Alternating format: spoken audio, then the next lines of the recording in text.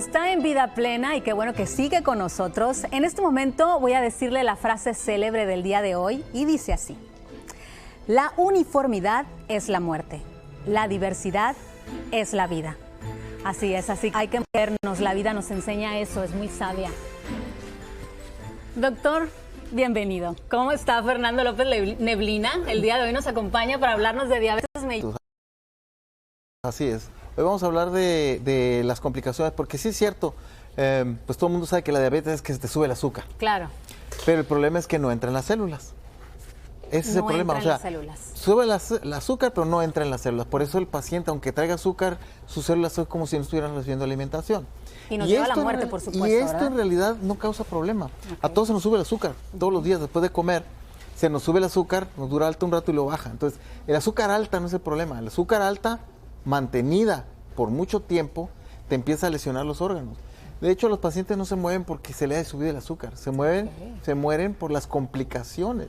¿Cuáles son estas Las complicaciones de la diabetes son las que matan a los pacientes. O sea, hay muchas. Básicamente son 5 las que nosotros conocemos, que es la retinopatía diabética, dejan de ver, se lastima la retina. Está la neuropatía diabética, es ese ardor que sienten los pacientes, dolor en la planta de los pies, ardor en los muslos, sienten como que queman, pero no tiene nada, pero es una alteración porque se destruyen los nervios, entonces manda sensibilidad, manda como si estuvieran quemándose, pero no tiene nada. Ay, entonces es una neuropatía, es lo que molesta. Está la nefropatía diabética, que es una de las cosas que vamos a hablar hoy, que es el problema de los riñones. Se lastima el riñón, por eso es la nefropatía diabética, y es una enfermedad muy característica. El paciente cae en insuficiencia renal y pues entonces tenemos que hacerle un trasplante, ¿no? Por eso es el problema. Otro de los grandes problemas que tenemos en estos pacientes es el pie diabético.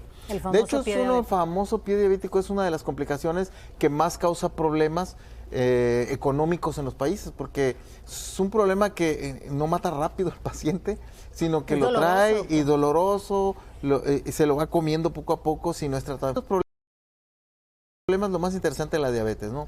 Todos esos problemas se pueden evitar. Exactamente. Y de eso hace un momentito estábamos hablando con cuestiones nutricionales, que es muy importante. Una de las cosas es el aspecto de lo que comemos. Nosotros somos lo que comemos y pues ya hemos hablado varias ocasiones que pues tenemos que comer en forma adecuada y todos deberíamos de comer exactamente como dijo el doctor, como diabéticos, ¿no? Claro. No consumir tanto azúcar y saber qué es lo que tenemos que comer, porque esto nos permitiría evitar las complicaciones. Pero la gran mayoría de los pacientes no sabe que tiene diabetes, no se dan cuenta que tiene diabetes. Sí es cierto, hay veces que sí se dan algunos síntomas, pero muchas veces no dan síntomas. Entonces, no se da cuenta el paciente, nomás trae un poco de sed y va un poco al baño de más. Y empieza a adelgazar, eso también sería otro factor. Algunos pacientes empiezan a adelgazar, otros pacientes suben de peso. Exactamente, que si tú empiezas a adelgazar tienes diabetes. Entonces, ¿cómo empezamos a darnos cuenta? Básicamente uno se empieza a dar cuenta. Los síntomas clásicos son 3: poliuria, polifagia y polidipsia. A ver, poliuria, la gente va mucho al baño. Antes iba 2, 3 veces al baño en la mañana y entre la mañana y tarde, y ahora empieza a ir muy seguido. Otro de los síntomas es se empieza a levantar a orinar. Antes no se levantaba. Entonces, poliuria, mucha orina. Polifagia, empieza a dar hambre. Porque, como te digo, el azúcar está alta, pero no entra en las células. Entonces, tú lo percibes, ¿sabes qué? No estoy comiendo. Trae hambre, el paciente empieza a comer más. Poliuria, polifagia y polidipsia. Sed. Mucha sed. Mucha sed. ¿Por qué tengo tanta sed, no?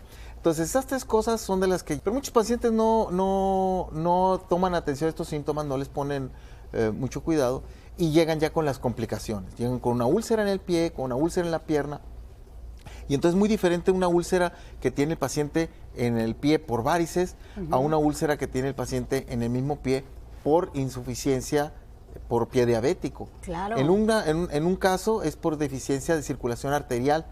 En el caso de la insuficiencia por varices es porque hay alteraciones en el retorno de la sangre. Son 2 cosas distintas, pero que nos dan una úlcera. Entonces, cuando es una úlcera, pues lo mejor es pues, ve con el doctor, ¿no? Para que te diga. Si es venosa, te la van a cerrar fácil. Si es por un pie diabético, también tenemos una forma de hacerlo. Los cirujanos sabemos cómo podemos manejar estos casos para curarlos. Y el otro problema que es muy importante es el riñón. El problema de que se lesione el riñón nos lleva a que estos pacientes hacen una insuficiencia del riñón que no cumple con sus 3 funciones principales, que son producir sangre, controlar la orina, el agua que tenemos y controlar las sales del cuerpo y controlar la presión. Entonces el paciente puede debutar con una hipertensión nada más, una presión alta, o puede debutar con una anemia. El paciente se siente cansado, ¿qué tiene? No sé, me siento cansado, voy con el doctor, va y sale un examen con anemia.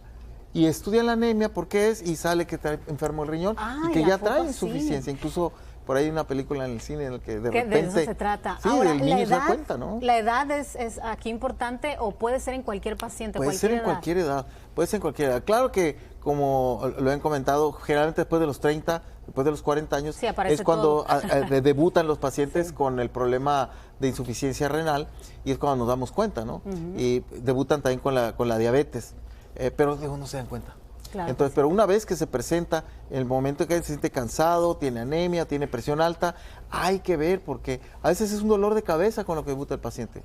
No es la cabeza, ¿por qué? Porque trae la presión alta. ¿Por qué trae la presión alta? No está fallando. Cualquier cosa, lo importante que cualquier cosa que sintamos, no automedicarnos ni pensar que es una simple dolor de cabeza porque estuve viendo mucha televisión, ¿no? Así es, porque la comadre le dijo, no, a mí me dolía acá, tómate esa pastilla. Y ya empieza a tomar la pastilla para el dolor y no se estudian. Entonces sí, porque cuando se detectan de forma temprana, se puede controlar la diabetes tan bien que un paciente puede vivir como si no tuviera, aunque él sabe que tiene diabetes. Claro, pero se detecta a tiempo. Así es. Ahora, una vez estando dentro del tratamiento ya puedes tener calidad de vida, me imagino. Perfecta. Un paciente bien controlado, que no se le sube el azúcar, que le controlas el azúcar por debajo de los 150, ese paciente muy probablemente no te va a presentar ni la retinopatía, ni la nefropatía, ni la neuropatía. Pero que se controle bien de su diabetes. Ahora, si ya tiene alguna complicación, podemos evitar que avance. Entonces, si curarla, podemos evitar que avance y una vez sana, ahora sí empezar a cuidarse mucho los pies, ¿no? Por supuesto. Ahora, doctor, ya para de alguna manera concluir el tema también, cuando tenemos este padecimiento y bueno, estamos llevando a cabo todo lo que nos dice el doctor, podemos tener, obviamente ahorita como dice, calidad de vida, pero algunos otros órganos comenzarían a deteriorarse. Sí, o sea, cuando uno tiene diabetes y no se la cuida o no está bien controlada, los órganos, la retina, los riñones, ¿no? Entonces, manteniendo un nivel adecuado, tú puedes vivir una vida normal, aunque estés tomando medicamentos para poder controlar la diabetes.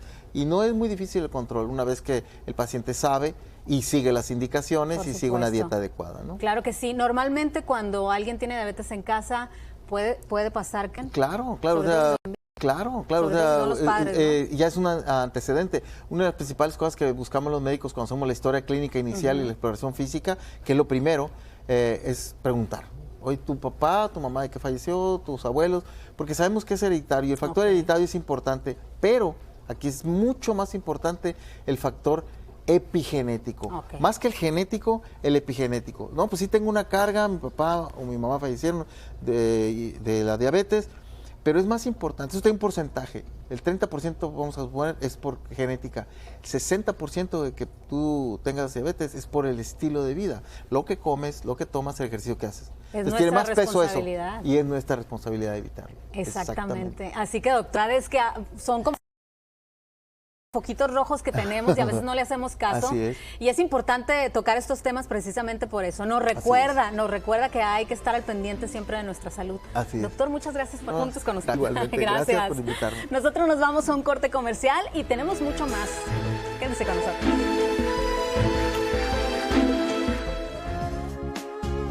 Un hábito es cualquier comportamiento repetido regularmente que requiere de un pequeño o ningún raciocinio y es aprendido, no es innato. Algunos hábitos pueden desperdiciar importantes procesos mentales que bien podrían aprovecharse en tareas más exigentes, además son perjudiciales. Hay métodos usados para romper con las costumbres indeseadas, sustituir la acción habitual por una nueva, repetir el comportamiento hasta que se vuelva agradable, separar al individuo del estímulo que le induce a situación o castigo.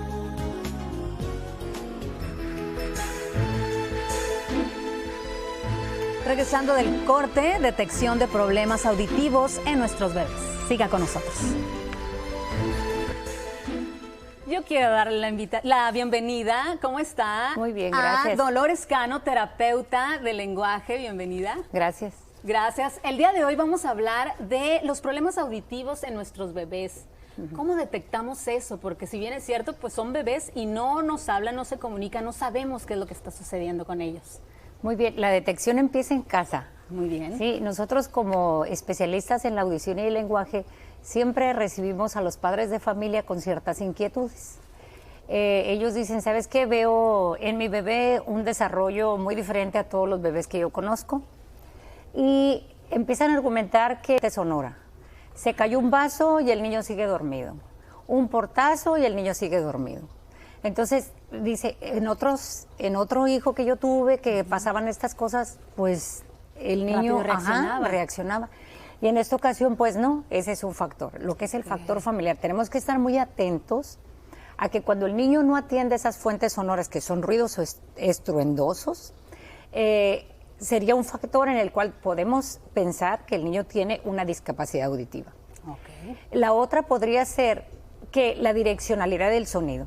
O sea, el sonido viene de acá y el niño como que intenta, pero no identifica de dónde viene el sonido. Entonces ahí estaríamos hablando de que hay una discapacidad auditiva, pero leve. Ah, muy bien. Ajá, porque el niño como que intenta, pero no sabe de dónde llegó el sonido. La otra son niños que pues tú le hablas y el niño está concentrado completamente en tu cara, porque la información no le está llegando vía auditiva, sino le está llegando vía visual. Por eso decimos que los niños con discapacidad auditiva son 100% visuales. Y la otra sería que son niños que están llorando, pero el llanto es muy diferente a los de los demás niños. Oh, claro. Ajá, ¿Cuál sería la son diferencia? Llantos como muy... La experiencia que nos gana es como muy ladino, un llanto constante, un llanto que por más que te comunicas con el niño no cesa su llanto, un llanto que dices, bueno, algo está pasando. En ese momento, cuando los padres de familia tienen una detección, ¿qué tienen que hacer ellos? Van con nosotros, les dicen, ¿sabe qué? Lo que necesitamos nosotros como maestros de audición y lenguaje, necesitamos que lo lleve con el pediatra para que el pediatra le haga ciertas preguntas a usted, qué pasó antes, durante y después del parto. Claro. Si en la familia no hay un gen recesivo dominante que se esté presentando la discapacidad auditiva, y entonces ya el pediatra o el médico general manda a este niño a que se le realice exámenes que nosotros le llamamos potenciales evocados al tallo cerebral. Que consiste en que al niño se le ponen los diferentes electrodos en su cabecita para detectar si está recibiendo los sonidos, y neurológicamente pues hay una respuesta. Entonces ya cuando los médicos, en este caso los audiólogos, realizan este examen, que es a base de que se le da un sedante al bebé, y el bebé pues a la reacción de dormidito se le está reflejando en un acto que está percibiendo. Entonces cuando nosotros ya recibimos a este niño con ese documento, los padres de familia, ¿sabe qué? Este niño va a ser de nosotros de educación especial y podemos empezar con él en lo que es la educación del niño con discapacidad auditiva, en lo que llamamos intervención temprana, que consiste en que este niño se le recibe y empezamos a trabajar todo lo que es la expresión gestual, para que el niño empiece a comunicar esas intenciones comunicativas de felicidad, de satisfacer sus necesidades prioritarias como comer, ir al baño, abrázame, te quiero dar un beso. Y en esos, estamos hablando de esos 18 meses donde nosotros lo empezamos a trabajar para que posteriormente, en base a esa detección que se hizo de manera temprana, el niño pueda llevar una escolaridad desde preescolar hasta secundaria. Relativamente normal. Y de ahí pues ya que el niño, de acuerdo a sus competencias y el apoyo familiar, que es muy importante, puede llegar el niño pues a una preparatoria, a una universidad. Claro, ahorita comenta sobre la detección temprana. ¿Qué tan temprana puede ser esta? Yo pienso que de familia o las personas que conviven con el niño, desde los 6, 7 meses tienen que estar muy observadores. Ok, 6, 7 meses. Porque a los 6 meses el niño empieza ese balbuceo, mamá, papá, teta, pan. Si se le presenta a la abuelita puede decir tita o ta, pero si el niño no tiene esas verbalizaciones a medida de sílabas o palabras aisladas. Entonces hay que estar muy observadores con ellos para poder pensar en una posible discapacidad auditiva. Claro. Se puede confundir un poco con niños donde la mamá y el papá son muy callados. Entonces, no si el niño hablan. no auditiva, aunque el niño escuche bien, pues ¿qué va a desarrollar? Claro, Ajá, porque puro silencio, que exacto. es lo que Entonces, finalmente tiene, ¿no? Cuando recibimos a los papás oiga, ¿y usted qué tipo de actividades lingüísticas realiza con el niño? No, pues lo normal, pero ¿cómo qué? Entonces vemos esa actitud de mucho silencio en los padres de familia, una mamá callada, un papá igual. Entonces el niño pues va a desarrollar su lenguaje y se puede confundir con una discapacidad auditiva. Okay. Cuando nosotros lo recibimos, pues hacemos ciertas pruebas como tocarle, no sé, una campana, una clave o esto que es infalible, que tú abres el dulce Y todo el mundo voltea. y todo el mundo voltea, hasta estamos en una... Y en ese momento, ¿por qué? Porque precisamente el ruido del celofán toca esas fibras muy internas de lo que es el oído y entonces el oído tiende... No es que uno quiere el dulce, lo que pasa es que me llegó la información y volteamos. El niño lo que son... Palmadas. Se llama, pues Luis, y le dices Luis y te mueves del lugar. Entonces, si yo me moví a la izquierda y el niño volteó hacia la derecha, pero no en el momento en el que yo le hablé, todo eso es lo que nos da como respuesta para decir, ¿sabes qué? Pues no es una discapacidad auditiva o sí lo es. Por supuesto, preferible que si pensamos si es una discapacidad, pues llevarlo automáticamente. Inmediatamente. Es importante entonces la estimulación temprana. Muchísimo. Que empiece en casa. Sí. Entonces, sí, porque en ese momento tú sabes que un niño cuando es bebé, siempre va a estar al tanto de lo que está sucediendo. Entonces, en la intervención temprana, ya cuando fue detectada la discapacidad, nosotros estimulamos en ellos 5 sentidos. O sea, aunque el niño me diga a mí la audiometría, que es el estudio donde me dice qué tanto oye y cómo oye, yo tengo que tratar al niño como si me escuchara. Okay. Para yo como maestra poder decir, ¿sabes qué? De esto que me dice la audiometría, yo tengo estas expectativas con él. Así es. O sea, yo le digo, Luis, y el niño, ¿qué dije? Is. O sea, ahí me está diciendo que dentro del espectrograma, que es un estudio donde están los fonemas que componen nuestro lenguaje, me dice, ¿sabes qué? Te está escuchando los sonidos graves o agudos, y entonces yo de ahí me baso. Por supuesto. Para ya después visualmente decirle, a ver, sube la lengua, porque sí me lo está escuchando. Okay. Entonces de ahí voy a agotar lo que es lo visual para poder darle el estímulo a eso que no le está llegando. Por supuesto, algo que me parece muy interesante preguntarle es, ahorita comenta, si un papá es muy silencioso, la mamá también es silenciosa, lógicamente el hijo lo va a hacer. Pero ¿qué tal que vivimos en una casa donde hay mucho inconstante? ¿Podría ser que el niño también pudiera presentar en un momento dado problemas auditivos precisamente porque siempre hay un ruido constante o porque a lo mejor